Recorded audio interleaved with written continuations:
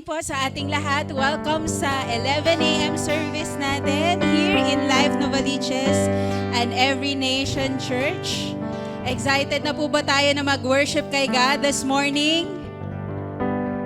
Naku, parang gusto mo muna nilang maupo. Ayan. So if you're all excited to worship God, magsitayo po tayong lahat at i-prepare po natin ang ating mga sarili as we worship God this morning. And let me encourage you with this word from Psalm 62, verses 7 and 8, and you can read this together with me. It says here, "On God rests my salvation and my glory, my mighty rock, my refuge is God.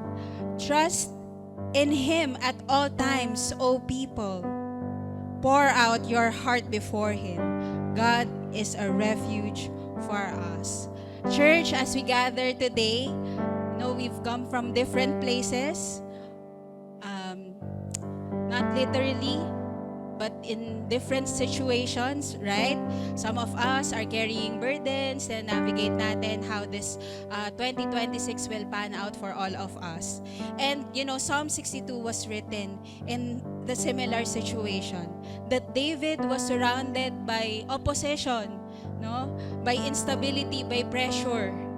And yet, instead of reacting in fear or striving na protektahan niya yung sarili niya, he anchored his soul in God alone.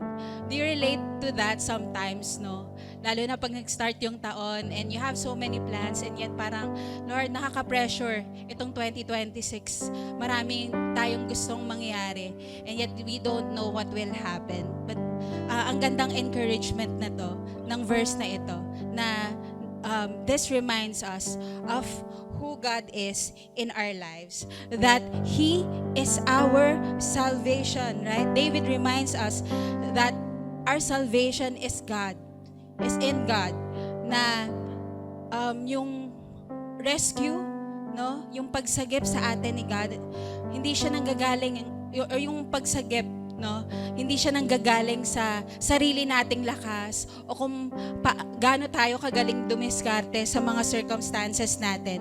But our salvation rests fully on God. That our identity, our worth are not found in people's opinions or outcomes, but in who God is. That God is our mighty rock. Siya yung steady sa buhay natin kahit na maraming unstable or uncertain sa buhay natin, He remains steady because God is our refuge. Hindi lamang siya yung place or yung God natin that we can hide from, but actually He is our safe dwelling place. He is our refuge where we can be protected, strengthened, and sustained in His presence. At dahil ito yung God that we are worshiping, that we are serving, this is who God is in our lives, then David calls us to respond. Trust in Him at all times, O people. Pagkatiwalaan natin si God ng buong buhay natin, hindi lang sa panahon na di na natin kaya yung problema, but at all times, in every situation. And let us pour out our hearts before Him. We can come to God with all our fears, all our struggles, even all of our hopes and our praises, because our God is a refuge who listens to us.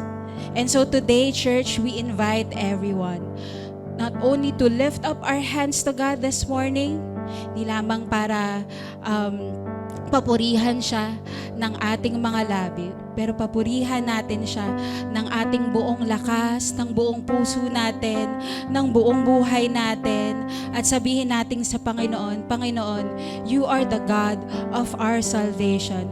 You are our mighty rock. You're the one who's firm and steadfast in our lives. You are our refuge. You are our strength, God. Today, Heavenly Father, we acknowledge, Panginoon, na Ikaw ay mabuti sa amin, na Ikaw ang aming sandigan, Ikaw, Panginoon, ang siyang makapangyarihan sa buhay namin, God. Lord, we know there are times, God, that we are going through situations na it seems uncertain or unstable. But thank you, God, because you are our mighty rock. We can depend our lives on you, Panginoon. So today, God, we want to respond with so much trust in you, Lord, that we will pour out ourselves to you, God, our hearts to you today, Panginoon. That, God, when we rest in your presence, when we trust you at all times, Panginoon, then we know, Lord, we have peace, we have comfort, we have everlasting joy. Maraming salamat, Panginoon, and may you inhabit in the praises of your people. You deserve all the glory, the honor, and praises. This we pray in the mighty name of Jesus, and everybody say, Amen and Amen. Let's worship God together, church. We're ready to worship you, God, this morning. We're ready to receive from you, Lord.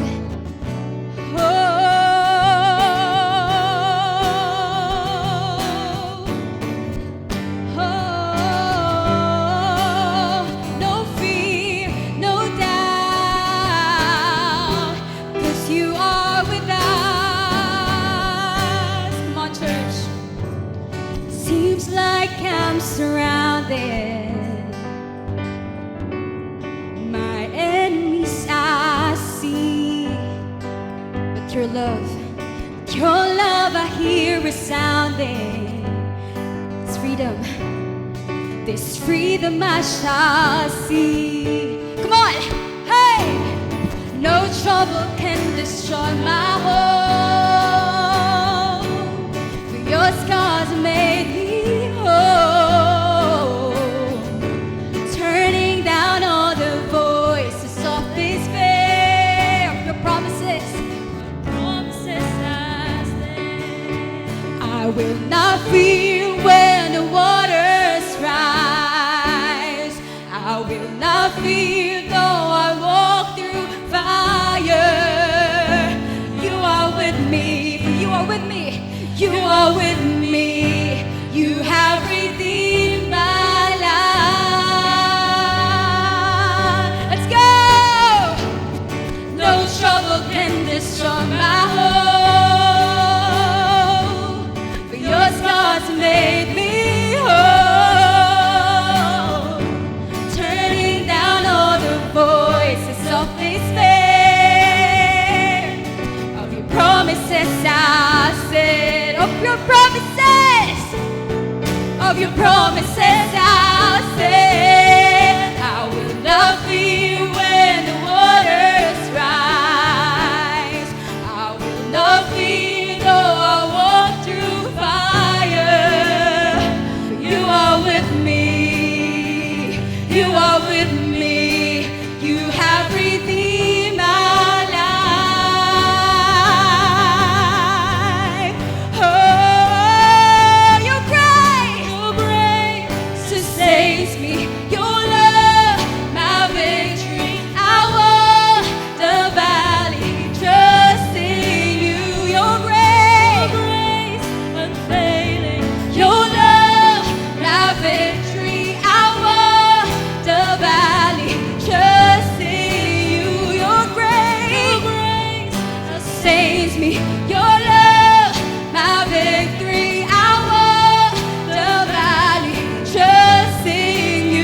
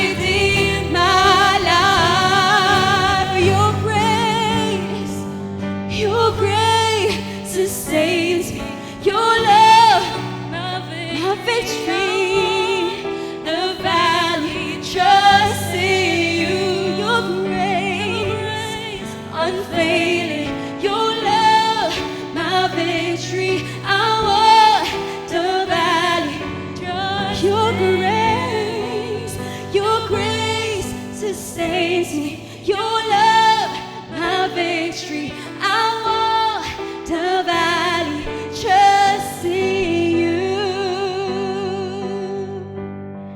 I will not fear when the waters rise. I will not fear though I walk through fire. For you are with me. He's with us. You are with me. You have redeemed my life. You have redeemed. You have redeemed my. You have redeemed. You have redeemed my life.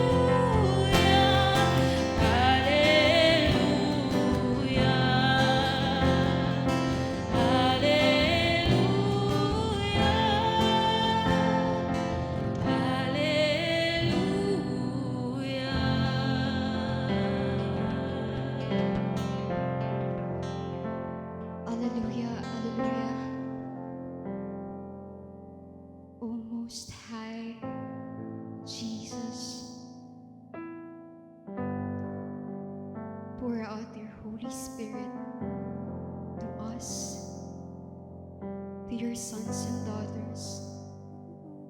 We are here, Lord. For this broken world, Lord, use us. Fill us, Lord. We're ready to receive from you, God. Holy Spirit, we come to you. Fill us.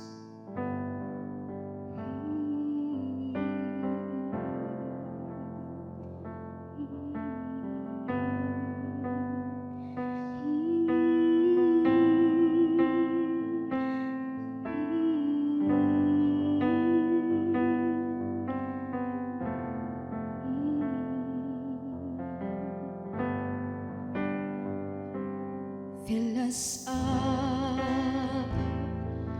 pour us out for a broken world that is far from you.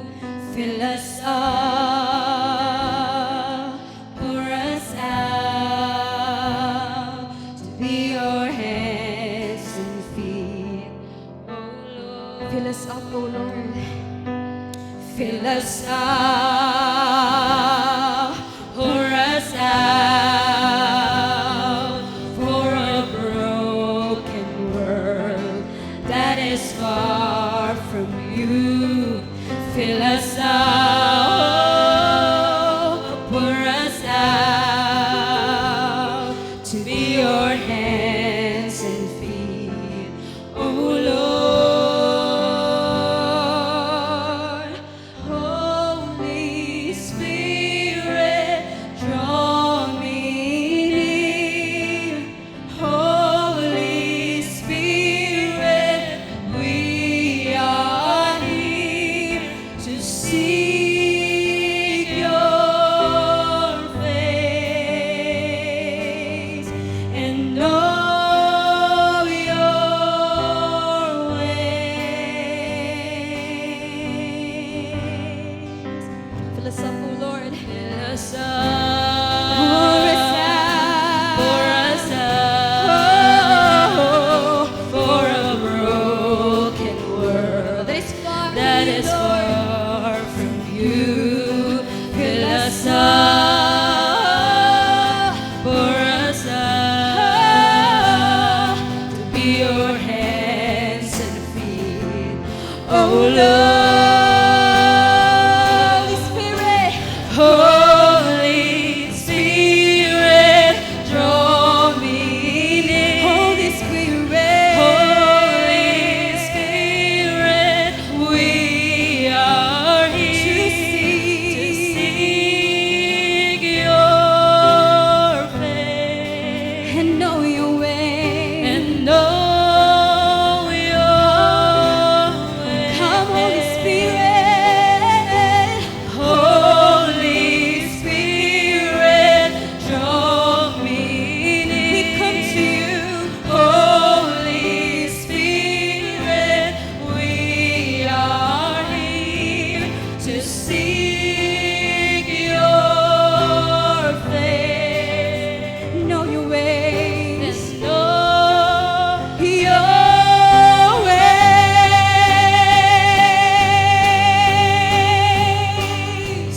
With your power, your presence, we will go to the ends of the earth. With your power, your presence, we will go to the ends of the earth. With your power, your presence,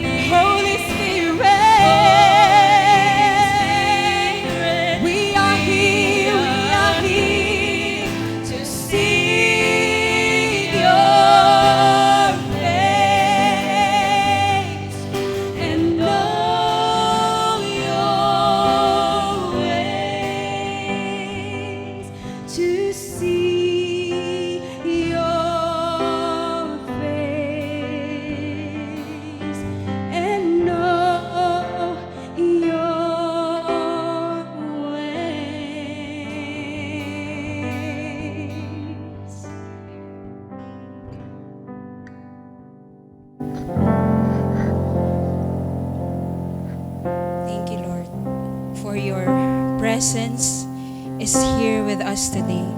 Thank you, Holy Spirit, that your presence is here right now, filling this place, filling every heart, filling every mind to be focused on you, to fix our eyes on you, God.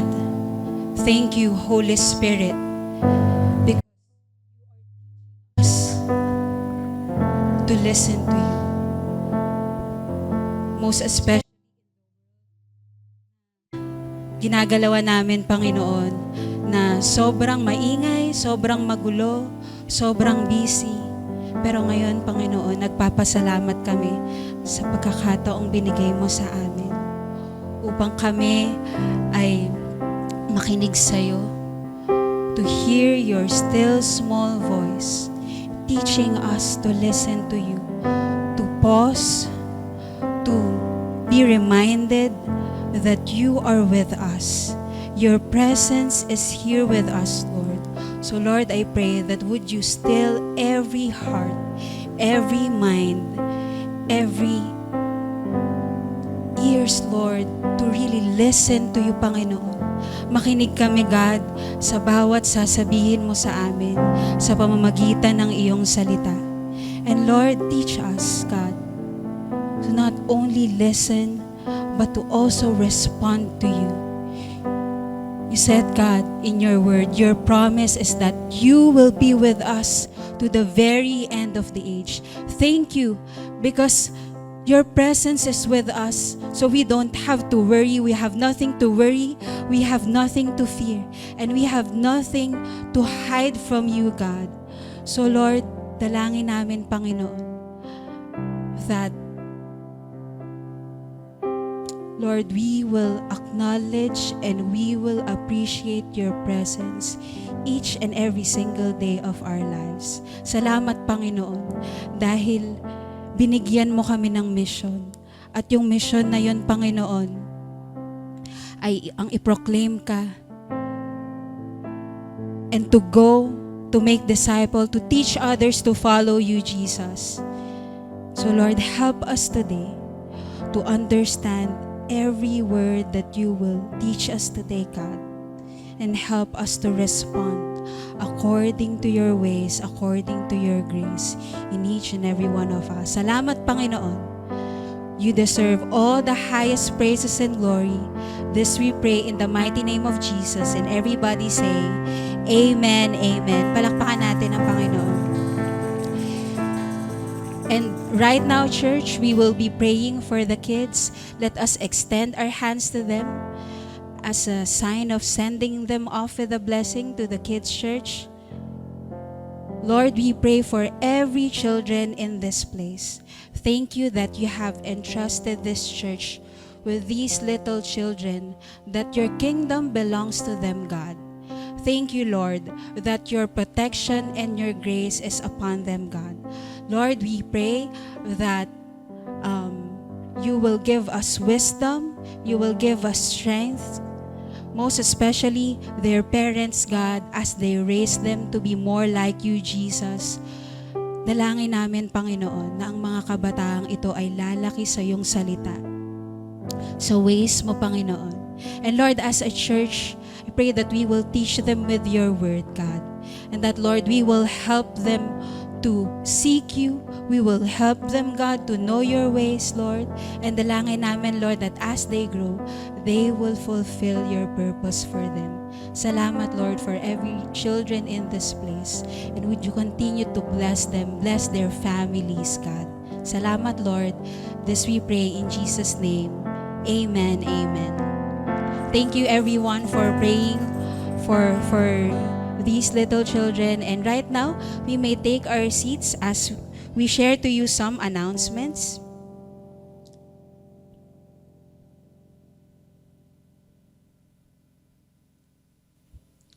Starting February, yan, mga 2 weeks na lang from now, we want to share with you that we will be moving our prayer house back on Wednesdays at 5 p.m. sa ating Life Nova Center sa Kaligayahan, yung dati nating center doon. And we would want to encourage everyone, especially yung mga life group leaders natin, our prayer warriors, to make time to join us every Wednesday. You know, prayer meetings are not just another gathering, but this is where we realign our hearts with God, and we carry one another's burdens in prayers, and we pray together as a church for our campus, for the next generation, for our nation, and as we continue to declare, as God said in His word, that for my house will be called a house of prayer for all nations. So we hope to see you starting February 4. Once again, Wednesdays na po ang ating prayer house at 5 p.m. And we also would want to share another important update regarding our worship service schedule. So beginning February 1, we will be transitioning from 2 services at 9 a.m. and 11 a.m. to one unified worship service at 10 a.m. And we do this because by gathering as one service, we hope that we are creating more space for us, for meaningful connections, no? And for us to be more intentional in making disciples beyond our Sunday worship service. And this also allows us to make provision for our church activities, most especially for our campus ministry. Ayan, sa mga students natin, may campus Sundays pa rin tayo dito, no? Every second and fourth Sundays of the month.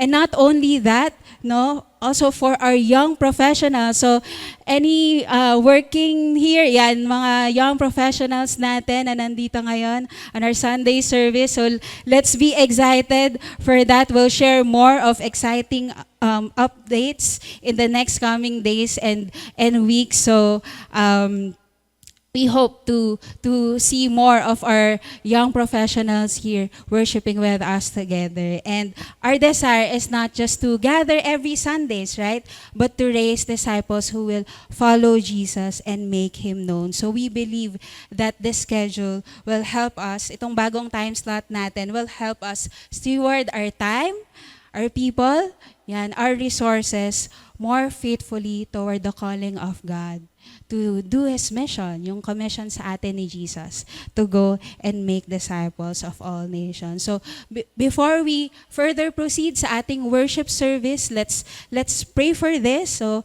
let's find a prayer partner, yan, pwede na yung katabi din natin. And pag-pray natin yung worship services natin that God would unite our hearts, give us wisdom and grace as we transition to this new schedule. And also, take time to pray for one another. Let's pray for our growing relationship with Jesus. Let's pray for salvation of our family members, friends, and co-workers na invite natin dito sa ating worship service. And for those who are finding work, yan, favor to find work, yan. And also for those who have a desire to start a business, let's pray for them, and let's pray for healing and provision. So let's pray for these in 3 minutes. Let's take the time to pray, church.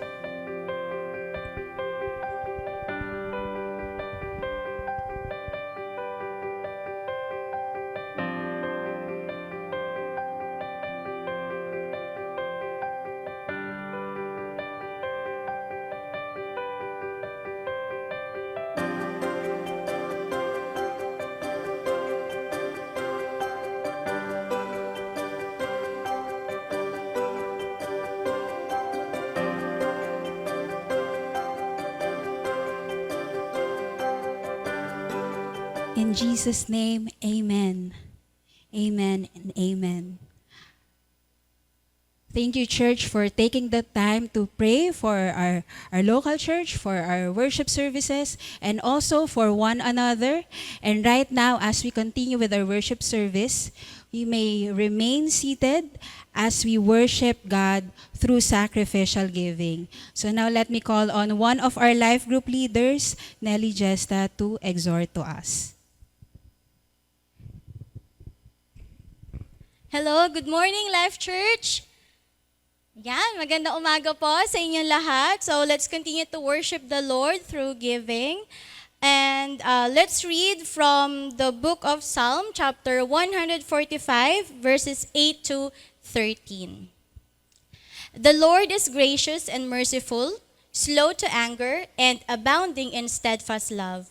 The Lord is good to all, and his mercy is over all that he has made. All your works shall give thanks to you, O Lord, and all your saints shall bless you. They shall speak of the glory of your kingdom and tell of your power, to make known to the children of man your mighty deeds and the glorious splendor of your kingdom. Your kingdom is an everlasting kingdom, and your dominion endures throughout all generation. The Lord is faithful in all his words and kind in all his works. So, nung sinulat po ito ni King David, he is declaring the God's goodness and greatness, hindi lang po sa personal na experience niya, kundi for all the people and all generation. So, yung binasa natin reminds us that the Lord is gracious, compassionate, and rich in love. Hindi lang po sa mga taga-Israel, kundi po in every tribe and in every nation. So sabihin mo sa katabi mo, ikaw din. Yan. Kahit Ilocano pa yan, Bisaya yan. Diba? And through our sacrificial giving, we were able to reach the next generation. Nagiging part tayo ng mission ni God to make known, hindi lang sa Quezon City, hindi lang sa Iloilo, kundi sa ibang bansa. When we give, we are simply responding to a generous God whose goodness that reaches us all. So, naalala niyo po ba kung sino yung nagsabi sa inyo dati? Classmate niyo ba to na magluluto tayo ng pansit canton sa bahay?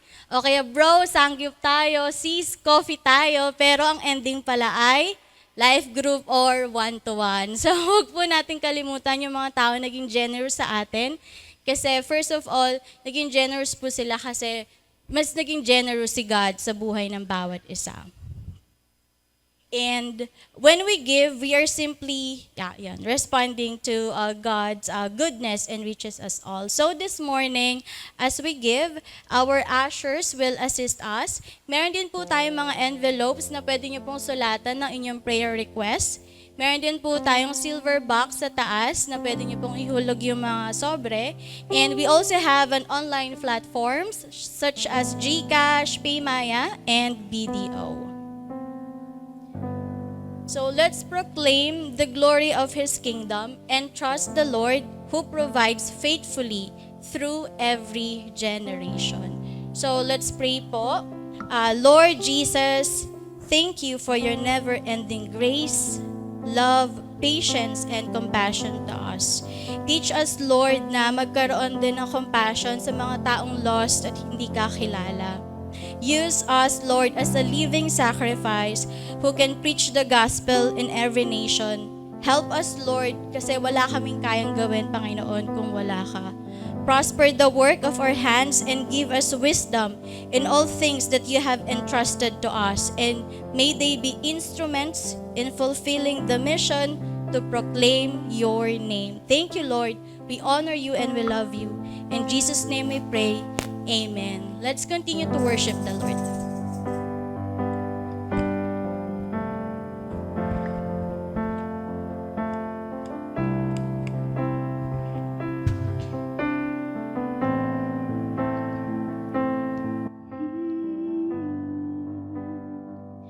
With your power, your presence, we will go to the ends of the earth. With your power, your presence, we will go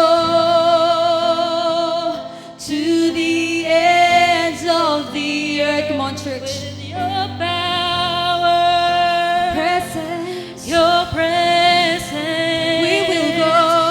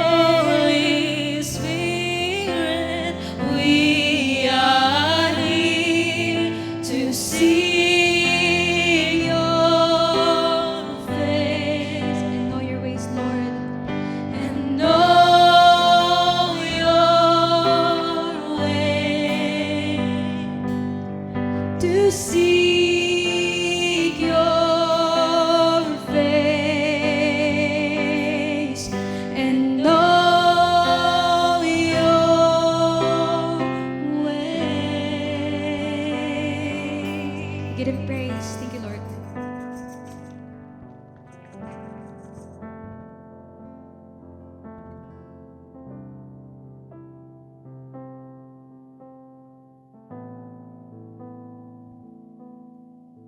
Let's take out our Bibles, our devices. Please open it to John chapter 20, verses 19 to 22.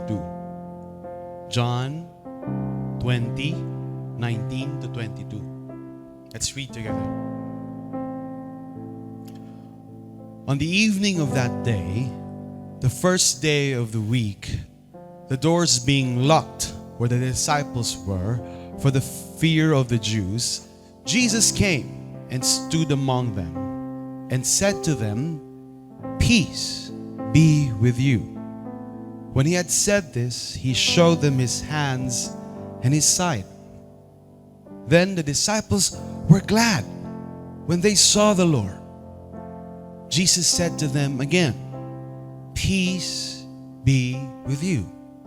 As the Father has sent me, even so I am sending you." And when he had said this, he breathed on them and said to them, "Receive the Holy Spirit." This is the word of the Lord. Let us pray together. Lord God, tulad po ng kinakanta namin kanina, Holy Spirit, fall afresh on us. We pray, Lord, for your Spirit that hovered over the waters of creation, to rain down in our midst and make us new. Give us a new heart. Give us a new life. Give us a fresh revelation. Give us fresh eyes to see the mission you've given us and how you've called us to participate in it. Panginoon, dalangin ko na bawat isa po sa amin ay maririnig ang tinig mo at magkakaroon ng isang malalim na paniniwala sa puso namin, sa kaibuturan ng puso namin, na tinawag mo po kami at pinili mo kami para sa isang dakilang layunin dito sa mundong ito. So dalangin ko, Panginoon, na makasama namin ang presensya mo ng malakas, ng malumanay, kung paano mo gusto, Panginoon. Dalangin naman na maranasan ka po namin ngayon. Ito po ang aming samdalangin sa pangalan ni Jesus. Amen and amen. Let's give God a hand of praise. Good morning. Can you greet the person seated next to you? Good morning. Welcome to Life Novaliches and Every Nation Church. We are on our 11 a.m. service. And we exist to love God, love people, and in view of our series this year, make disciples. Please go out of your seats and approach someone you barely know. Magpakilala po kayo. Go ahead and introduce yourself. And once you do that, you can go ahead and find your seat.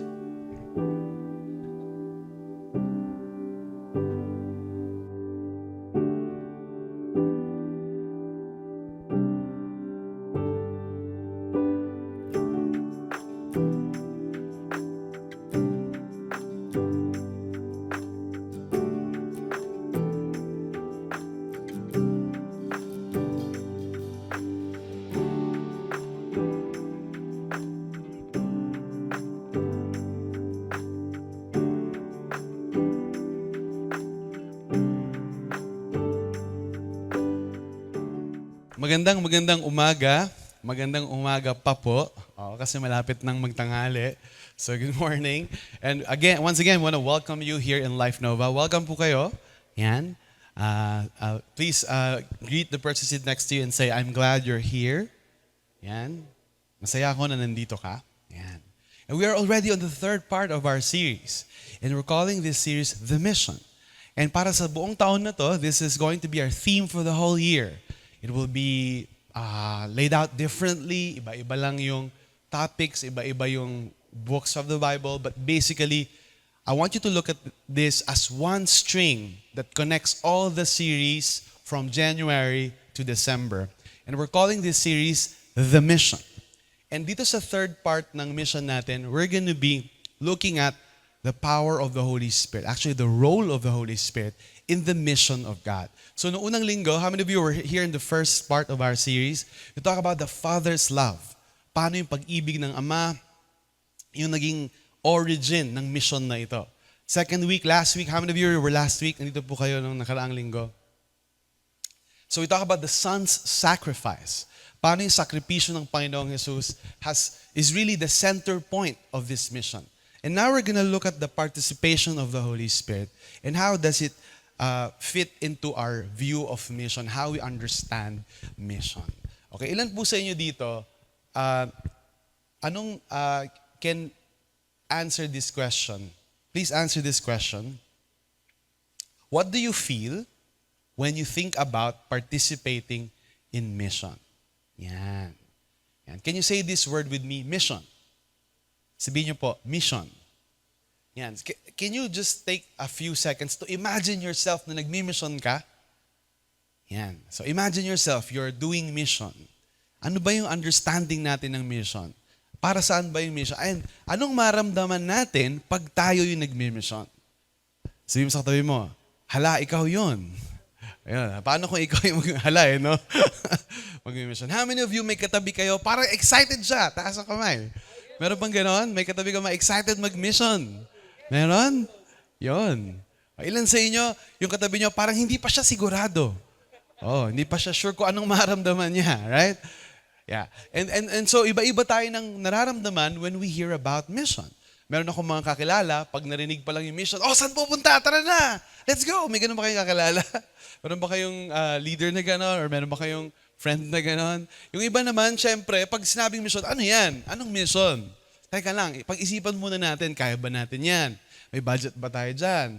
Ano bang gagawin ko dyan? Papahiya ba ako dyan? Syempre, we have so many questions. And so when we hear the word mission, it brings different feelings to us. And so can you pinpoint on that feeling or that emotion? Yan, sige nga, can you say to the person seated next to you, can you share what emotion you feel pag sabi mong mission? Yan. Now, how about the passage that we read? Tingnan natin yung John chapter 20, verse 19.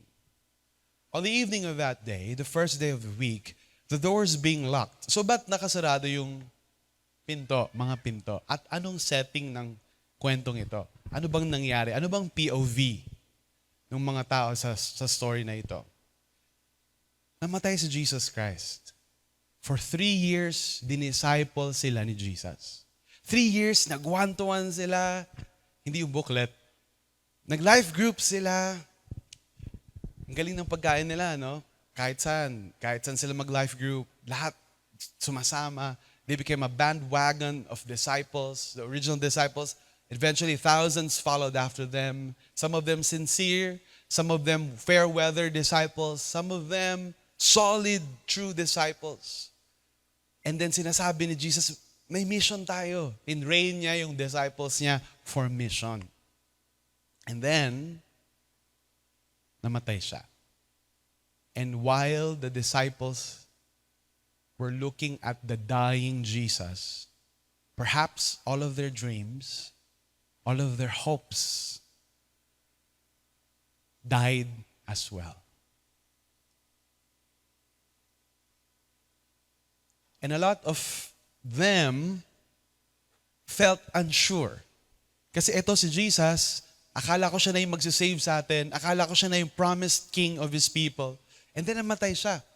They don't know what to do. Pero at the same time, they've walked with Jesus enough na hindi naman na sila makaalis. Alam mo yung ganong pakiramdam na nandun ka na, naniwala ka na kay Jesus, kaso may nangyaring hindi maganda, hindi ka na rin makaalis kasi 50-50 ka na eh. 50% disciple ka na, 50% unsure ka pa. But they're stuck. what can they do but lock themselves behind the doors? And sinabi ni John, yung gospel writer, kung anong dahilan ba't nila kinandado yung pinto. They were locked behind doors because of fear. They were very, very afraid. They're afraid of the Jews. Kung sino yung mga pumatay kay Jesus, malamang sila na yung kasunod. Kasi kasama sila ni Jesus eh. They've walked with Jesus, ate with Jesus, taught with Jesus, did miracles with Jesus. And because namatay na si Jesus, they know they're next.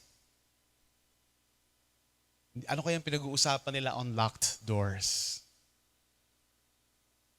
Interesting, no? Nakalock yung mga pinto. And what are the whispers that they've been talking to each other about in those locked doors? What are their hopes and dreams that were dashed by the death of Jesus? And what was controlling this behavior is fear. And then, the passage tells us, Jesus came. Because this is the time na nag-resurrect na si Jesus. Actually, if you take Luke, kasi nasa John tayo na, but if you take another gospel account, at bago yan, he walked with 2 disciples from Emmaus. And then, after that, he appeared to his disciples. And he stood among them, bigla na lang siyang nandun in the midst of them, and said to them, "Peace be with you." It's interesting for me na kailangan pang ilagay ni John na nakalock. Perhaps he's communicating something more than meets the eye. Maaari that John is giving us a hint on the kind of resurrection body Jesus had. It was corporeal. May katawan talaga, hindi siya multo. He has flesh and blood. Kasi kumain siya eh. He ate.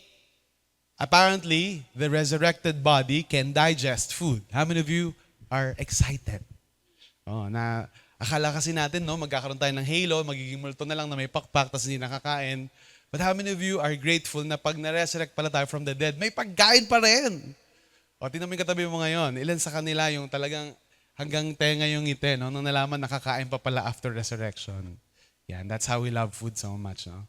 But really, it has a corporeal body like what we have right now. However, it doesn't behave like the physical bodies that we have because it can pass through locks. Sabi nga ng isang theologian, yung Jesus na lumabas sa nakalock, nakasarado na malaking bato na libingan at nagtiklop ng damit na puti niya, ay hindi magkakaroon ng problema papasok sa isang bahay na nakakandado. Perhaps John is hinting at us at the nature of this corporeal body, that it can pass through walls, but it's also solid. Oh, what a beautiful mystery. But that's not the point of this passage. The point is, at the time that they were locked, at the time that they were persecuted, at the time that they were very afraid, Jesus came. At the time when they're doubting their mission, tinawag ba talaga ako ni Lord? Am I really for this? Bakit lahat ng, parang yung promise ni Lord, parang hindi nangyayari. Natatakot sila. That's what they felt about mission. And then Jesus came to them. Ilan po sa inyo nagpapasalamat na whenever we're afraid, and especially when we lock ourselves, God can still penetrate those locked doors and go to us in our time of despair, in our time of fear. And ito yung greeting ni Jesus sa kanila. Ito yung una niyang bate or greeting na binigay sa mga disipulo niya after niyang nag-resurrect. Peace be with you. And itong peace na ito, di ba pag may nakaaway ka, peace. Okay, pag mga bata, pendong peace. I don't know if you do that, but yun. Itong peace na sinasabi ni Jesus, hindi lang to absence of war. Hindi lang ito, walang gera, it harkens back to an old concept, a Hebrew concept of shalom. Nothing missing and nothing broken. So hindi to peace na wala ka lang kaaway. Ito yung shalom na buo ka na ulit. There's nothing missing in you. There's nothing broken in you.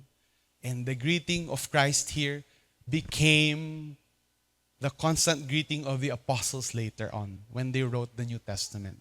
And so when Paul writes, sometimes he would say, grace and peace to you in the name of Christ Jesus. Kasi kung nasan si Jesus, wherever the presence of God is, there is peace. It's no accident he's called the Prince of Peace. So he was speaking peace to them. Peace be with you. When he had said this, he showed them his hands and his side. Then the disciples were glad when they saw the Lord. So imagine, nakakulong sila doon, nag-uusap siguro sila, natatakot siguro sila, they were uncertain of their future. Ilan po sa'yo naramdaman nyo na di kayo sure sa future nyo? Diba? Natatakot sila. There's so many things going on in their minds. And then bigla nagpakita si Lord in their midst through their locked doors. By the way, speaking of locked doors, hindi naman tayo nakalock ngayon, no? Ushers, pakilock nga yung mga Hindi, biro lang. Walang lalabas. Hindi, biro lang po. Hindi naman tayo nakalock ngayon. We're not in danger of being persecuted. Well, not yet. Hindi naman tayo huli ng mga pulis pag sumamba tayo kay Jesus because we live in a country with freedom. However, what if may locked doors din tayo? What if these locked doors represent things in our life na nilimit natin yung sarili natin and say, paano ako magmi-mission? Paano ako magpa-participate sa ginagawa ni Lord? Wala akong oras. Paano ako magmi-mission? Sarili ko nga, hindi mabago. Sasabihin ko yung iba, magbago sila. And so you lock your door and say, God, this series ng mission, this is not for me. Baka para sa katabi ko. Para sa akin, I don't know kung para sa akin to. Paano ako magmi-mission? Matanda na ako. Masakit na yung mga buto ko. May mga kikinig pa ba sa akin? May lakas pa ba ako? Paano ako mag-mission? Sobrang bata ko pa. Nag-aaral pa ako. Paano ako mag-mission? Kakapasok ko lang sa trabaho. Wala pa akong masyadong kinikita, wala pa akong masyadong kakilala. Paano ako mag-mission? Kakasal ko lang o ikakasal pa lang ako, maraming gastusin, busy kami and everything. Paano ako mag-mission? Kakapanganak lang ng baby. Do you see what I'm saying?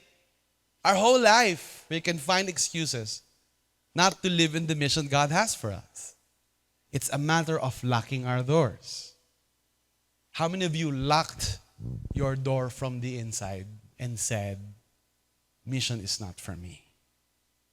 Maybe it's for Pastor Team, but for me, I don't know. But I have news for you. Jesus can pass through locked doors. Jesus can pass through our excuses and show us our purpose. When he has said this, he showed his hands in his side. Anong ginawa ni Jesus? Siguro, baka isipin ninyo, multo ako ha? Pinakita ni Lord yung mga sugat niya. At pinakita ni Lord kung saan siya sinaksak ng centurion sa tagiliran niya. Well, interesting, when you look at Luke, sabi ng Luke, he showed his hands and feet. Hindi na binanggit ni John yung feet, a different perspective, but he also emphasized the side. There's a recurring theme in the book of John about the water of life, the water that flows out from Jesus. So it's no surprise he highlighted the side from whence forth the flowing waters came.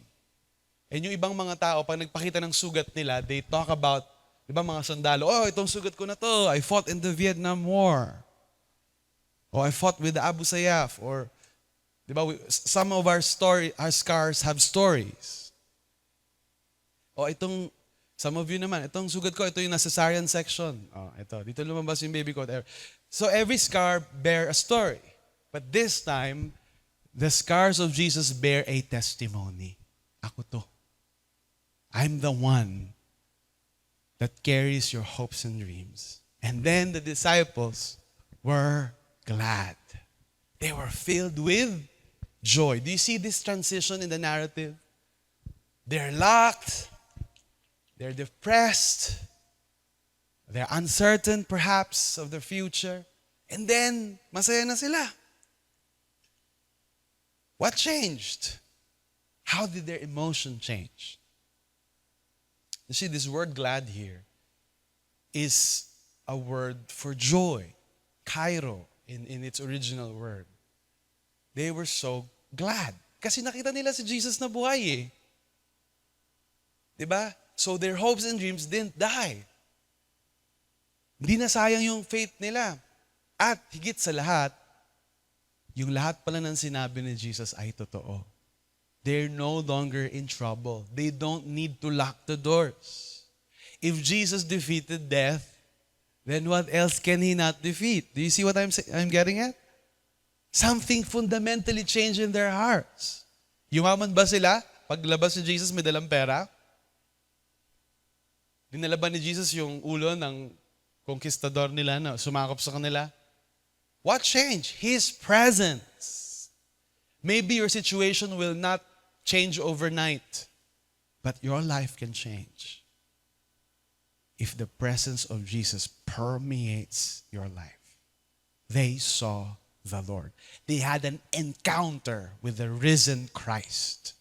Dati ang meron lang sila, Jesus na anak ng karpentero, Jesus na sinasabi ng tagapagligtas siya, Jesus na natalo dahil pinatay na pako sa krus. But now, they have a different Jesus in front of them. The same Jesus, with the same scars and the same scars on the side, but a victorious Jesus, risen from the dead. And they were filled with so much joy. You know, it's interesting that the word for joy shares the same root word for grace. Kairo shares charis in Greek, which means that our most profound joy is actually found in the grace of God. Not in our answered prayers, not in our material wants, not when we finally get what we've been dreaming for, but when we encounter He whom our hearts are longing for. Maybe you don't know this, but the deepest longings of the human heart, only Jesus can fulfill. You can be the richest man in the world, married to the prettiest girl in the world, married to the most handsome man in the world. You may have your dream job, dream house, dream everything, and wala kang Jesus, you have nothing. And maybe you have nothing, but you have Jesus, then you have everything.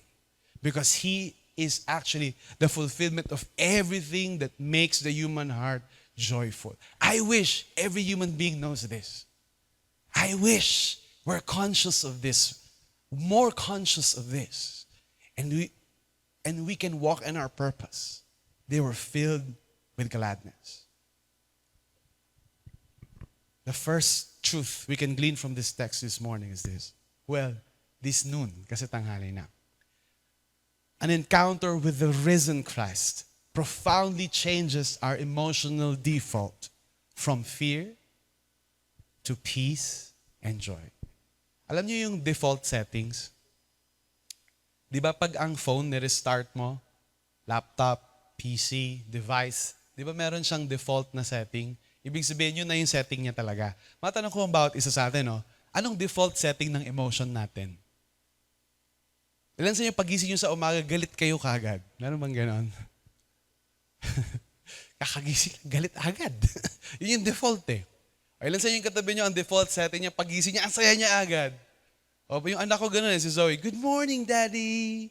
Look at the sunshine and the clouds. Ganyan si Zoe po nagising, good morning, my daddy. The sunshine shines on us. Wow, baby, good morning. Saya-saya niya. How many of you, pagising nyo, kinakabahan kayo kagad? Oh no, late na ako. Oh no, ito na yung bills ng kinaskas ko nung holiday. Oh no, What's our default emotion? And some of us, we're in tune with our emotions nung bata pa tayo. Perhaps like Zoe, we enjoy the day. See the bright sun, see the blue sky. Kaya lang, nung nag-adulting na, marami nang pinoproblema, marami nang ipapasa sa school, marami nang kailangang bayaran, we forgot about joy. It is no wonder that the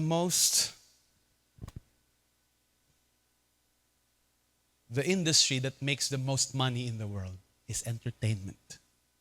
And everything related to entertainment. Last year, December 2025, the whole year was capped by the highest stock exchange was from IBM chips, technological chips that fuels our smartphones, our iPhones, our Netflix, our screens, technology, all in the name of entertainment.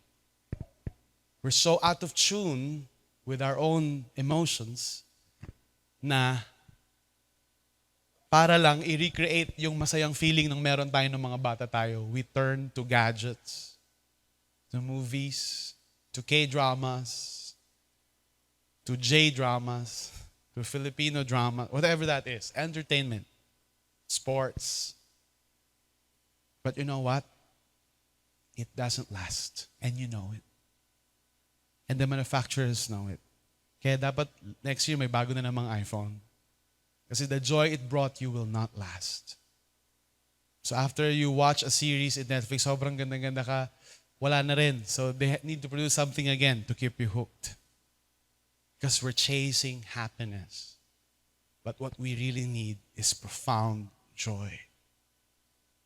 And this joy can only be found in being in a right relationship with our Maker, with God. So, interestingly, the peace that Jesus brings makes way for that we can enjoy joy. We can have true joy in our heart that money can't buy, that status can't give, that human beings can't steadily give to us. Pag na kay Lord ka pala, pinapalitan ni Lord yung default natin at nagiging joy. Do you experience this joy in your life? Because friends, hindi tayo nagmi-mission out of anxiety. Ay, kailangan mag-mission ako. Baka mapunta ako sa impyerno. Baka magalit si Lord sa akin. Nakakahiya naman kay pastor. Ako lang yung hindi nagmi-mission dito. So nag-mission ka nga. Nag-invite ka ng classmate mo, winantuan mo, sama sa life group. Pero saan nanggagaling? Anxious ka. Anxiety. We don't do mission out of anxiety. Pansinin niyo kung anong ginawa ni Lord. Hindi mo na sila sinend. Binigyan mo na sila ni Lord ng peace. Binigyan sila ni Lord ng joy. God fixed them first and brought restoration. That's what shalom is. Binubuo tayo ni Lord. Mission flows out of personal restoration. And ano yung restoration na yun? Hindi to yung, finally nakikinig ka na sa sarili mo, mas alam mo na yung gusto mo ngayon, mas in tune ka na with your inner self. Hindi yan yun. Ang problema natin, ang kaaway natin si God. We've sinned against God. We need peace with Him. No wonder some of us don't participate in mission because we feel like hindi tayo karapat-dapat makasalanan tayo eh. But let me tell you this. What if Jesus made a way na kahit makasalanan tayo, we have peace with God? Naalala niyo yung pinanganak si Jesus? Anong sabi ng mga anghel? Joy to the world. Joy to the world. And peace among men whom His favor rests. Grabe no, pagkapanganak pa lang kay Jesus, in-announce na ng mga anghel, finally, ito na yung kapayapaan ng mga tao at ito na rin yung kaligayahan ng mga tao. And then, nung namatay siya, nabuhay siya ulit, that's also what He brought to His disciples. If you're a Christian, if you're a follower of Jesus, and you're not experiencing this joy, you're not experiencing it fully. If you're a Christian, you're a follower of Jesus, and your life is filled with anxiety, we are not trusting Him in some area of our life. Jesus said to them, again, peace be with you. Inulit pa ulit ni Lord. Kasi importante, emphasis eh. Binubuo ko kayo. You're whole again. Jesus is the only one that can make you whole. Nahanap mo yung kabuuan mo kay Dawan. Akala mo pag dumating na siya, buo ka na. I have news for you. He can't make you whole. She can't make you whole. Only Jesus can make you whole. Siya lang yung pwedeng bumuo sa puso natin. Siya lang yung pwedeng kumompleto sa atin. And Jesus said to them, peace. Now here's the interesting part. After showing His presence, after declaring His peace, Jesus spoke about their purpose sa disciples niya. Ikaw, alam mo ba yung purpose mo? Do you know why you're born? Do you know your purpose? Ba't ka sinave ni Lord? Do you know kung ba't ka dinala ni Lord sa school na yan? Sa campus na yan? Ba't ka dinala ni Lord sa kumpanya na yan? Kung ba't ka dinala ni Lord sa bansang yan o dadali ni Lord sa bansang yan? Do you know your purpose? And He makes a way for us to walk in that purpose. Tingnan nyo kung ano yung purpose na binigay niya sa disciples o mga tagasunod ni Jesus. Katulad din, as the Father has sent me, even so, I am sending you. Tingnan nyo yan. Grabe. Grabe. Tinulad ni Lord yung mission natin sa mission niya. Katulad din na si Jesus, sinugo ng Ama, si Jesus yung nagsisend sa atin. I am sending you. Sabi mo sa katabi mo, ikaw, sinend ka ni Lord. Kung nasan ka sa buhay mo ngayon, kung ba't tayong Life Nova nasa Fairview Terraces ngayon, let me tell you this, sinend tayo ni Lord on a mission to continue His mission. Emphasis, just as, katulad ng pagpapadala ng anak sa Ama, ganun din pinadala niya tayo. That's our purpose. We're not, kumbaga, kung ano man ang trabaho natin, whether doktor tayo, ano man ang negosyo natin, movie driver tayo, restaurant owner, ano man yan, whatever you're doing in life, teacher, nurse, we're sent by God to this world. We all have a mission. We are supposed to participate in that mission. And when He had said this, He breathed on them and said to them, receive the Holy Spirit. What's this? If you look up the word breathed, it's almost the same as exhale. The Lord breathed to them. Sige, gawin nyo nga. Ay, wag, baka mahimatay yung katabi natin. Buti na lang si Jesus to, no? He breathed on them. He exhaled on them. Surely, hindi lang siya humihinga nito, o may hinipan siyang sa kanila, kasi, in a few words, He said this, receive the Holy Spirit. He was sending the disciples, sinesend tayo ni Lord sa mission, pero bago yon, may gusto siyang ibigay sa atin. At hiningahan niya sila. And you know, a Jew who reads this, yung mga original na bumasa ng John, naaalala nila yung Genesis. Katulad din kung paano yung John nagsimula sa in the beginning was the word John 1:1. Pinattern ni John sa Genesis, in the beginning, God created the heavens and the earth. Yan lang yung dalawang libro na parehong in the beginning nagsimula eh. John tsaka Genesis. And ito na naman, may isa pang hyperlink. May isa na namang naglilink dun sa dalawang libro. This idea of breathing. When you go to Genesis chapter 2 verse 7, nung nilikha ng Diyos ang tao, ito yung pagkaka-record. Then the Lord God formed the man of dust from the ground and breathed into his nostrils the breath of life. And the man became a living creature. What's happening here? May kita ninyo? Yung mga disciples na takot, nilak nila yung sarili nila sa pinto, nilimitahan nila yung sarili nila sa misyon ng Diyos. Tandaan nyo, yung mga disciples na yun, tinuruan ni Jesus yun. Sino nag-disciple sa inyo? Name it.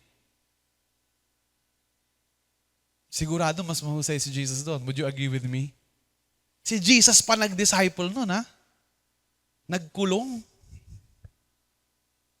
Nalungkot, natakot. Anong ibig sabihin nun? Kahit si Jesus pa pala yung nag-disciple, kung hindi nila naiintindihan yung nature ni Jesus kung sino talaga siya, walang power. However, nung na-reveal na ni Jesus sa kanila kung sino talaga siya, He rose from the dead. Hindi siya good teacher lang, hindi siya religion founder lang, hindi siya propeta lang. He breathed. Sino ba yung gumawa nun? Si Yahweh yun. Nung nilikha niya yung tao, hiningahan niya ang tao. It's like Jesus saying, ako, si Yahweh, ako ang anak ni Yahweh. I am Yahweh in the flesh. The Trinity, the Father, Son, and the Holy Spirit, participating in the beginning of creation, is now participating in the new creation. Kumbaga, nag-restart yung sangkatauhan. Lumikha ng bagong tao muli. A new way to be human. And Jesus breathed on the new humans. From now on, it's like Jesus saying, from now on, the presence of God can dwell in man. Because the sacrifice has been paid. Back in the Old Testament, the presence of God can only live inside the Holy of Holies. A small box. And anyone that comes close, namamatay sila. Because the presence of God is so holy and we're so sinful, ang layo ng gap. But because of the sacrifice of Jesus, kapatid, kahit gano'ng kasama yung past mo, kahit anong nagawa mo pa, nakarumal-dumal, once you receive the free gift of grace, there would be joy unending. Why? Because Jesus paid your sins in full. Now the Holy Spirit of God can dwell on you without you dying. Now the Spirit of God can dwell in us na hindi tayo napupuksa, hindi tayo namamatay. Because His sacrifice is that powerful. The Holy Spirit's presence purifies, regenerates, creates a new human. Kaya nga sabi sa atin ng Corinthians, if anyone is in Christ, he is a new creation. At pag hiningahan tayo ni Jesus ng kanyang Espiritu Santo, lilikha si Yahweh sa atin ng bagong nilalang. Ang dating tayo ay wala na. At nagsisimula na tayong maging bago katulad niya. And you know, there's a lot of discussion about this. San ba talaga? Kasi after nito, when you look at the record of Acts, there's this moment na Pentecost, na when the Holy Spirit fell and rained down on the early disciples, 120 of them praying. Nangyari yun after Jesus ascended. So kailan ba talaga binigay ni Lord yung Holy Spirit? Maaring ilagay natin to in this perspective. Yes, bumaba yung Holy Spirit during Pentecost on the 120 of them, but this instance in the book of John gives us a clue na even before the Pentecost, Jesus unlocked not the doors of their house, but the doors of their hearts and made the Holy Spirit available to humanity. Hiningahan sila ng Panginoong Jesus. And so the Holy Spirit's work in regenerating us. We are regenerated. Pag ibig sabihin ng regenerated, nililikha tayo ng Diyos. Yung dati nating katauhan, unti-unting nawawala. Binabago niya tayo by the presence of the Holy Spirit. Dahil nananahan na yung banal na Espiritu Santo sa atin, yung dati nating pag-uugali, yung dati nating mga kasamaan, lumilipas. And then nagiging bago na tayo. At ang purpose nun, hindi para mahirati lang tayo na okay na ako kay Lord, May shalom na ako. Binigyan tayo ng shalom ni Lord. We're regenerated so that we can continue the mission of Jesus. Remember, sabi niya, as the Father has sent me, I am sending you. Fill in your name. As the Father has sent me, I'm sending you, Paulo. As the Father has sent me, I'm sending you, Rowan. As the Father has sent me, I'm sending each and every one of you. And so the Holy Spirit's work is to regenerate us so we can continue the mission of Jesus. Look at the pattern here. He gave His presence, and His presence brought peace. And then He breathed power on the disciples so that they can walk on the purpose that God has for them. Maybe ngayon ka palang umattend or you've been attending for a while, hindi mo naintindihan, ano ba itong mission na ito? It is really opening ourselves sa realidad na hindi tayo nagsisimba sa linggo para lang pagpalain ng Lord at ibigay niya lahat ng wish natin dahil hindi naman siya genie. Nilikha tayo ng Diyos for a purpose at gusto niya i-rearrange natin, i-reorder natin yung mga buhay natin para lakaran natin yung purpose na yon. At hindi siya magpapagawa ng mission sa atin out of anxiety, out of fear, out of condemnation, nakakaya ka, ikaw lang hindi nagsiserve kay Lord, ganyan. Sa enemy yung condemnation eh. At ang condemnation, wala yung kapangyarihang mag-change. Diba? Kung may disciple ka, kung meron kang anak, kung meron kang whoever, subukan mo siya i-condemn. Sabihan mo siya ng masama. Pastor, hindi mo ako naintindihan. Kaya ako siya sinasabihin ng masama para patunayan niya sa sarili niya na hindi siya yun. Kaya yun, ganun ang style ko. Sasabihan ko siya ng masasama at masasakit para magsumikap siyang patunayan na hindi siya ganun. Hindi nga ganoon. Hindi nga ganon. Kung gumagana yun, hindi na bababa si Jesus para mamatay dito. Hindi niya nahihingahan yung banal na Espiritu Santo. Kaya na natin baguhin yung sarili natin. The problem with us is not that we're bad people trying to become good. The problem with us is that we're dead people. And God wants to bring us life. Sige, turuan mo yung patay. Good luck. Sige, one-to-one mo yung patay. I-live group mo yung patay. Huwag niyo gawin na. Rhetoric lang yon. Pero di ba kahit anong gawin mo sa patay, patay yun eh. Kahit anong paliwanag mo, patay nga yun. Walang maramdaman yung patay eh. So anong ginawa ni Jesus? Hindi tayo pabaitin. Hindi siya nagpunta para bumait lang tayo. Patay tayo. Gusto niya tayong buhayin. And I hope bumabait tayo, no? But more than bumait, Jesus wants us to have real life. That Zoe life that comes from God Himself. He imparts that to us. My friends, the Father's great love, the Son's supreme sacrifice, and the Spirit's continuing presence, the whole Trinity, our God, 3 in 1, is participating in this mission. And here's the honorable part. Isipin mo, mission pala to ng Diyos. This is the mission of God. This is a missio Dei. This is the mission of Jesus. Mas matindi pa to sa Mission Impossible ni Tom Cruise. Kasi He made this possible. Jesus made this possible. It's bringing a dead person to eternal life. No wonder, no?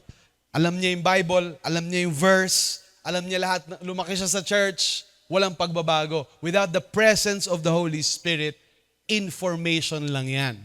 But the Holy Spirit uses the information, the knowledge of the Word of God, breathes into it, and there you have transformation. The goal of discipleship is not information. Para tumalino tayo ng tumalino. The goal of discipleship is transformation. Baguhin tayo ng Panginoon. Baguhin tayong bagong nilalang. Ilan po sa inyo you want to receive the presence of God? Ilan po sa inyo gusto niyo presensya ng demonyo sa buhay natin? Tanungin ko kayo ulit. How many of you want to receive the presence of God? Yan. Buti nagkakaintindihan po tayo, no? Oo. So, nagigising tayo, no? Yan. Okay naman. Now, the presence of God in our life, the Holy Spirit, the third person of the Trinity Himself, will breathe into every biblical knowledge we have to make us new. Hindi ibig sabihin na huwag tayong mag-aral ng Bible. Salita ng Diyos yan eh. We encountered the risen Christ through the written Word. Remember, He's the Word. He's the Torah Himself. He's the Word became flesh. But, it's not just the Word. It's also the third person of the Trinity, the Holy Spirit. It may be na marami ka nang alam sa Word, but you have not received the power of the Holy Spirit. Then it's so hard. You'll be like those disciples. You lock yourself out of the mission. Good news. God brings peace and joy. Several changes in our church to make room for this. Nung prayer and fasting, we met with the leaders and we clearly heard the Lord's direction for Life Church. Gusto ni Lord na bumalik tayo sa how we started. How we were so passionate to the Lord Jesus when the Life Church was starting. We make disciples everywhere. Back in the day, hindi pa komportable yung center natin. Wala namang aircon. Pero punong-puno ng mga taong gutom para kay Lord. God wants us to have more time to really make disciples, to participate in the mission of God. There are several changes we're going to roll out starting February. Sabi mo sa katabi mo, February pa to? February 1, starting February 1, our 9 a.m. and 11 a.m. service will be combined into a 10 a.m. service in order to free up more time for one-to-one and life group. I feel you. I hear you. Pastor, paano naman kami magla-life group? Sunday lang sila available. Kaya attend kami ng 9. Tapos may 11 pa. Tapos mamaya may 1:30 pa. Saan namin lalagay doon? Okay. Sige, let's have one service. Because right now, we're 200 plus. We can fit in one service for now. And so we can have one service starting February 1, which is 10 a.m. so that by lunchtime, you can eat and you still have time to make disciples. That frees us space, frees up our time so that we can invite our friends and classmates. And perhaps after nyo umattend, kumain kayo or mag-fishball kayo or dalhin nyo sila sa Jollibee, wherever, and you can talk about God. And now there's time, now we're freeing up more time for that. But that's not for us to have less to do. And paano yun, Pastor? Kasi kumonting oportunidad natin to preach the gospel. Starting February 14, ilan sa inyo may ka-date na? February 14. Yung mga married, itaas nyo yung kamay ninyo. O baka pagdudahan, ilan sa'yo may ka-date na? Mga married dyan. Ayan, syempre, asawa natin yon, di ba? Ano ba? Ayan, sinagot ko na yung sarili ko. No? Ayan, so thank you. Thank you sa pagsagot. Now, on February 14, we will start a Young Pro outreach called Thank God It's Sunday. And matagal naman na tayo may Young Pro outreach, but we're reviving that kasi we figure out there's so many young people who wants to be part of our discipleship life. And maraming young pro and a lot of them, panggabi sila ng Saturday and then ang gising nila talagang tanghali na. So to really make our community mas available for various people groups of various schedules, we're freeing up that time slot at 2 p.m. in order we can start so that we can start a Young Pro outreach. Now, mag-alternate yan with our campus Sundays. And our classes, like Spiritual Foundations, Life Day, all the discipleship classes, we will move on a Saturday in our original center in Barangay Caligayahan so that hindi rin siya rushed, so that it doesn't compete with other time slot, and we have more time to really make disciples. And so in line of that, maybe you're wondering, how can I receive the Holy Spirit? Well, you can receive the Holy Spirit literally anywhere. Because of what Jesus did, the Holy Spirit has been made available to all of us. Kaya lang, ang ginagawa lang natin as a church to make it more organized and para din mag-adhere tayo to the biblical pattern kung paano siya ginagawa talaga ng mga disciples biblically, we created a sacred space where we can receive the baptism of the Holy Spirit. We can receive the power of the Holy Spirit ng mas organized, and at the same time you have your church leaders all present. We call that space Life Day.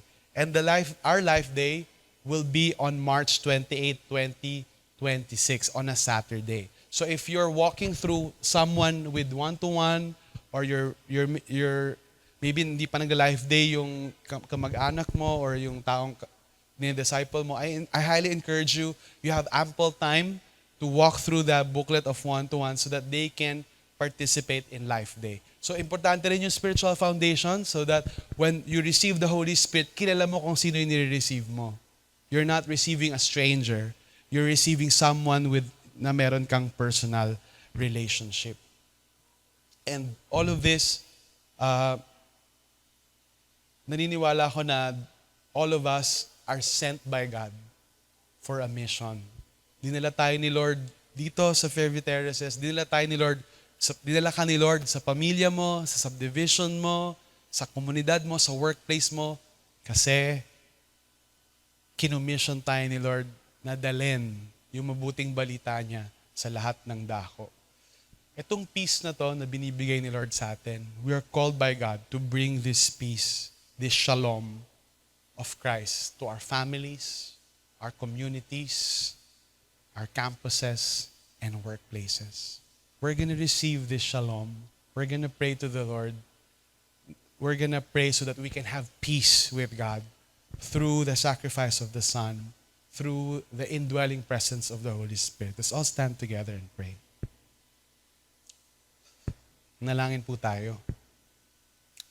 Lord God, marami pong salamat. Thank you, Lord, for what you did on the cross that made your Holy Spirit available to man. Salamat, Panginoon, na of all the people na kakilala namin, sa lahat na kamag-anak namin, sa lahat ng pwede mo naman na pinili, kami po yung pinili mo. And Lord, at this point, we're asking forgiveness for looking at ourselves. Minsan tinitignan po namin yung sarili namin na hindi kami bagay sa'yo, hindi kami pang mga holy na bagay, masyado kaming masama. Lord, baka iba lang talaga ako. Baka sobrang sama ko, hindi mo ako kaya. Patawarin niyo kami, Lord, kung sinasabi po namin yung mga salitang yan sa sarili namin. Thank you for the truth of your word. Na even someone dead, you can bring to life. No matter how dead we are to our sins, you can make us alive in Christ. No matter how dead our dreams and hopes are, just one breath, Lord, isang hinga mo lang, Panginoon. Isang hangin lang mula sa'yo. Isang impartation lang ng Spirit mo, we can live again. So Lord, right now, I pray for every heart filled with fear, locked doors to the missions. I pray, Lord, that you will show your presence to us, that we will encounter the risen Lord, so that as you regenerate and purify us through the Holy Spirit, we can proclaim your good news to the people around us. Salamat, Panginoon, na pinili mo kami. Hindi man karapat-dapat, ginawa mong karapat-dapat. Kinalimutan ng aming mga kasalanan at aming pagrebelde sa iyo. Pinasa ng kaparusahan na yon sa krus. Binayaran ng lahat ng di namin kayang bayaran. Lord, we pray for peace. We receive this peace. We receive this shalom. Make us whole, Lord. Nothing missing and nothing broken. Can you put your hands over your heart right now? Lord God, I pray that right now, you will make our hearts whole again. Whoever broke it, maybe we broke it ourselves, buuin mo kami, Panginoon. Punuin mo kami ng iyong presensya. And right now, let's lift our hands together. Lord, symbolically, as we lift our hands, we're receiving your Holy Spirit, which means we're not rejecting you, we're not afraid, we're not doubting you. We're just, Lord, salamat lang po. Thank you. that you can make us clean so your presence can inhabit us. Presence of God, Holy Spirit. Wasakin niyo po sa buhay namin ang lahat ng bagay na humahadlang para manirahan ka sa amin ng matiwasay. Banal na Espiritu Santo, tinatanggap ka po namin sa mga buhay namin. Punuin niyo po kami ng kaligayahan, ng kapayapaan, para sa lahat ng taong kakausapin namin. Hindi nila makita yung kahinaan namin. Hindi nila makita yung limitasyon namin. Hindi nila matandaan yung masasamang ginawa namin. Kundi ang makita lang nila kung paano yung presensya mo binago kami. Naging mas mapayapa na, naging mas masaya na. Hindi na puno ng sarili, kundi puno ng iyong banal na Espiritu Santo na nagbubunga ng pag-ibig sa amin. Panginoon, sa pagkakaroon po namin ng 10 a.m. service, inihiling po namin sa iyo na mas marami kaming kapamilya na makasama dito. Mas marami kaming katrabaho na maabot namin ng pag-ibig mo. Mas maraming estudyante na makaranas ng pagmamahal mo. Gamitin niyo po kami, Lord. Salamat po dahil dinala niyo kami sa lugar na ito. Saan ba kami galing? Sino ba kami? Sino ba kami para pagkatiwalaan mo? Pero salamat, Panginoon, dahil dinala niyo po kami dito para mas maraming taong makarinig ng iyong mabuting balita. Mas maraming taong makaranas ng pag-ibig mo. Padaluhin niyo po sa amin. Huwag niyo po kaming lagpasan, Panginoon. Huwag niyo po kaming lagpasan ng presensya ninyo. Nilangin ko, Panginoon, na manatili ito sa amin hanggang sa pag-uwi namin sa bahay. Dalhin namin yung shalom mo sa aming tahanan. Na kahit mga asawa namin magugulat sa amin, ba't iba ka na ngayon? Mga anak namin magtataka kung ba't mas tahimik na kami, mas payapa na kami, mas kontento na kami, mas puno kami ng pasasalamat, Panginoong Yesus. Hingahan mo po kami ng iyong banal na Espiritu. At ipadala niyo po kami sa mundong ito na malayo sa iyo. Sa mundong ito na hindi kumikilala sa iyo. Sa mundong ito na walang pakialam sa iyo. Sa mga mundo na hindi nila alam, kamatayan na yung kasunod. Kayo po ang magdala ng buhay sa kanila sa pamamagitan namin. Marami pong salamat, Panginoon, sa iyong dakilang pag-ibig sa amin. Na binubuhos, you're gonna pour out your love. You're gonna pour out your spirit. You're gonna breathe new life into Life Novaliches so that we will be a new church, a new people, dedicated and devoted to you. Breathe new life to us, Lord. Holy Spirit, Master of creation, here are our hearts. Renew us. Make us new. Pour out your Spirit. Pour out your presence. Pour out your power upon us so that our weakness will turn to strength. Our insecurities will turn into confidence. Our fear will turn into boldness. And our doubts will turn to joy and a certainty that you are with us. And if you are with us, then who can be against us? Whatever persecution, whatever suffering, because you are with us, Lord, we have everything we need. We are complete. We're made whole. Nothing missing, nothing broken. In the mighty name of Jesus we pray. Amen and amen. Let's worship the Lord.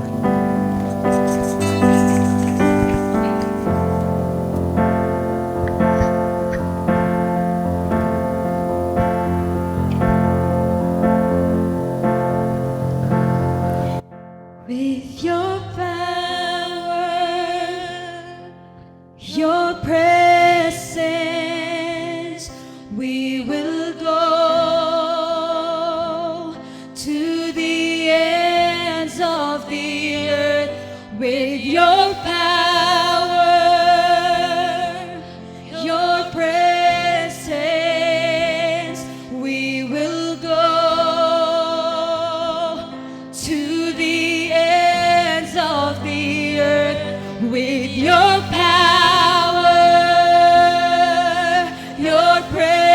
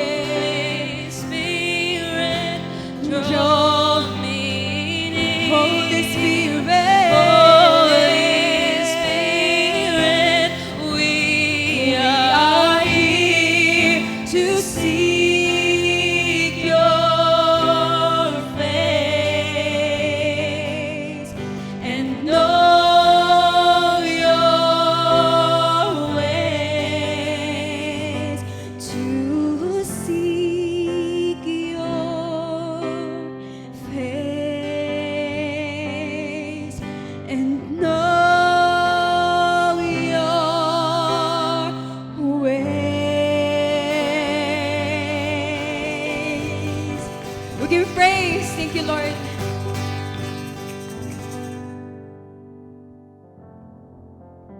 How many of you received the peace of Christ today? Okay, sabi mo, sabi mo, peace be with you. And can you turn to the person sa likod mo, sabi mo, shalom. Shalom. Yan. And so the peace that you have received today, your peace with God, enjoy it. I also pray that we will all be filled with joy as we follow the Lord in His great commission. And aside from us being sent back to our communities, we will send someone from among us to a new mission that God has for her. Let me call Pastor John.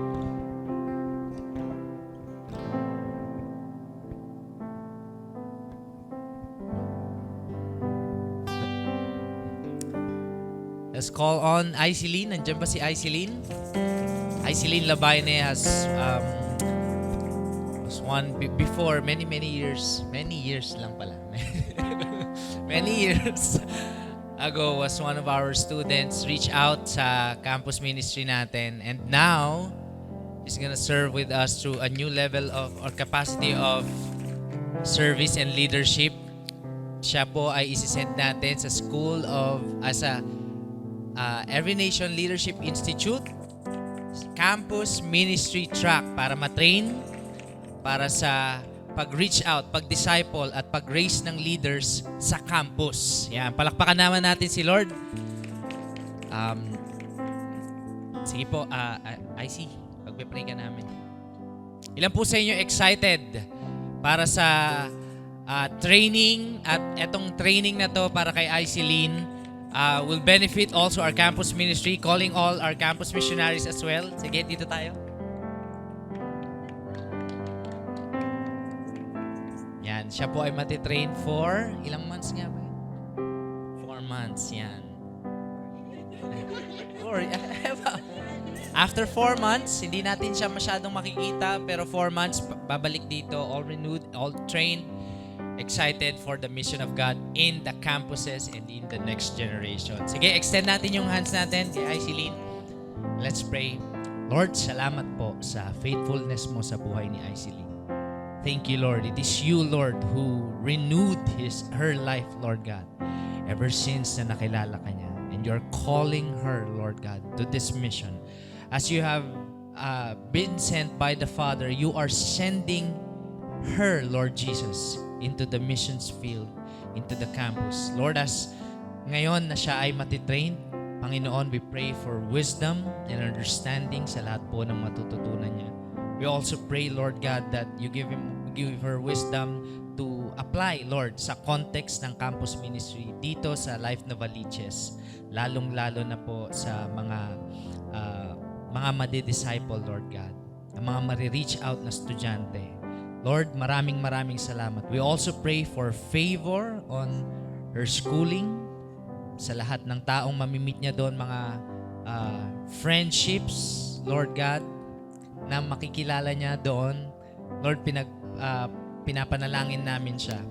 And Lord, pinagpe-pray din po namin ang iyong provision sa kanyang schooling. Lord, that you will provide all her needs, Lord God.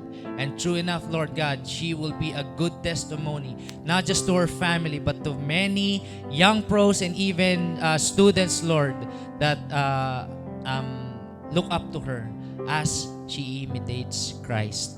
Panginoon, maraming salamat po sa grace mo sa buhay niya. True, Lord, that you are calling her to go forth beyond, Lord, her comfort zone to the mission that you have placed in her heart. Salamat, Lord. This we pray in Jesus' name. Amen. Amen.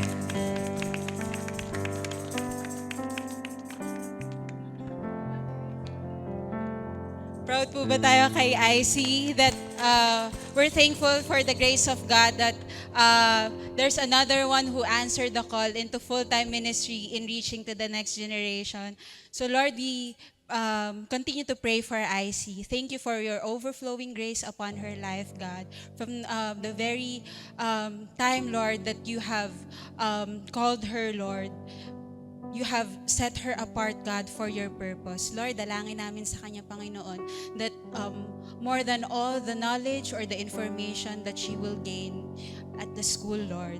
Sa lahat ng mga tao na makakasalamuhan niya doon. With every learnings, God. Lord, we pray that all the more that she would encounter you, Jesus Christ, and that her encounter with you, Lord, will fuel the very mission that you have called her to do. Maraming salamat, Lord, for calling forth missionaries, laborers into the mission field. And we're thankful, God, because Holy Spirit, you are with us, that will empower us, and that will be with us to the very end of the age. Thank you, Lord, for the life of Icy. May her obedience will also cause, Lord, other people to obey your word, to obey your call, to go and make disciples of all nations. Thank you, God. This we pray in Jesus' name. Amen. Amen. Thank you everyone for joining us sa ating 11 a.m. service. That wraps up our third part of our series, The Mission. And we will see you again next week, no? We still have 9 and 11 a.m. service. So let me pray a prayer of blessing for all of us. May the Lord bless you and keep you. May the Lord make His face shine upon you and be gracious to you. May the Lord lift up His countenance upon you and give you peace. God bless everyone. Ingat po tayo sa ating pag-uwi. We are now sent off to be a blessing. Thank you po.